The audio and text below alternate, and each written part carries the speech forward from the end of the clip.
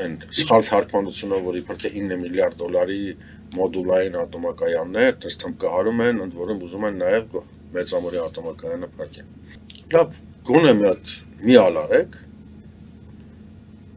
համացանցում գրեք մոդուլային ատոմակայաններ, բայց հասկացեք, вообще դա իրանից ինչա ներկայացնում։ Ուրեմն ամբողջ աշխարհում կա գործող մեկ մոդուլային ատոմակայան։ Հյուսային Սառուցյալ օվկիանոսում Ռուսնենն է, ընդ որում ռուսական արտադրություն։